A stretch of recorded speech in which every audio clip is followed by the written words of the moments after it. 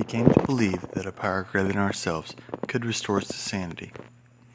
The second step is necessary if we expect to achieve ongoing recovery. The first step leaves us with a need to believe in something that can help us with our powerlessness, uselessness, and helplessness. The first step has left a vacuum in our lives. We need to find something to fill that void. This is the purpose of the second step. Some of us didn't take this step seriously at first. We passed over it with a minimum of concern, only to find the next steps would not work until we worked step 2. Even when we admitted that we needed help with our drug problem, many of us would not admit the need for faith in sanity.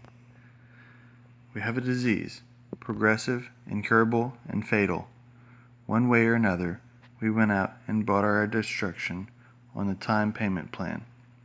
All of us, from the junkie snatching purses to the sweet little old lady hitting 2 or 3 doctors for legal prescriptions, have one thing in common. We seek our destruction a bag at a time, a few pills at a time, or a bottle at a time, until we die. This is at least part of the insanity of addiction. The price may seem higher for the addict who prostitutes for a fix than it is for the addict who merely lies to a doctor. Ultimately, both pay for their disease with their lives. Insanity is repeating the same mistakes and expecting different results.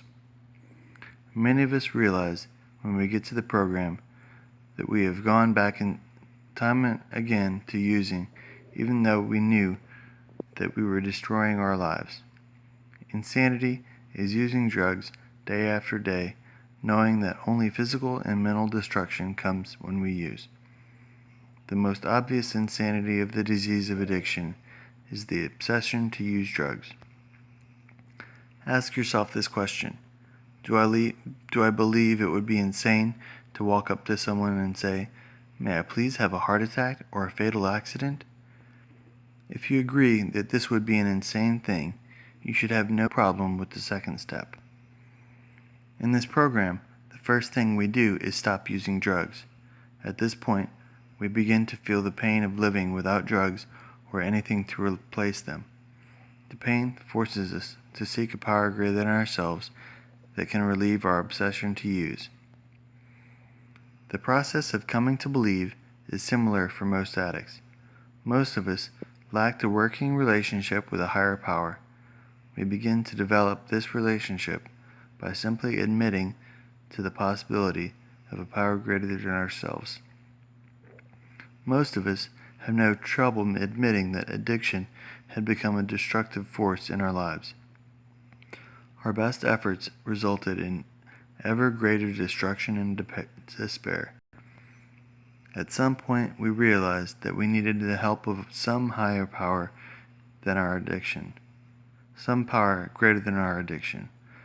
Our understanding of a higher power is up to us. No one is going to decide for us.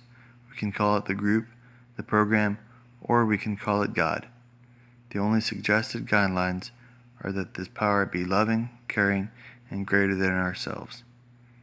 We don't have to be religious to accept this idea.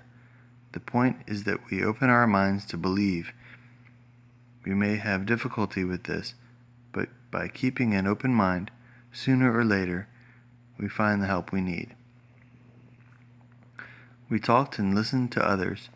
We saw the other people recovering, and they told us what was working for them.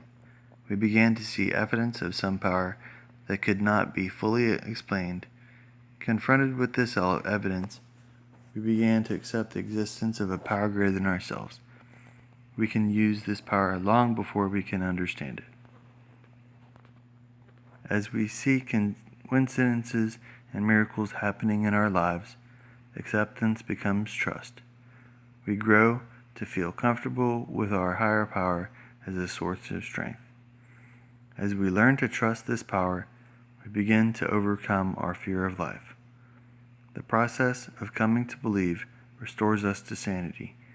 The strength to move into action comes from this belief.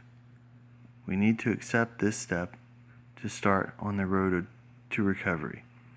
When our belief is grown, we are ready for step 3.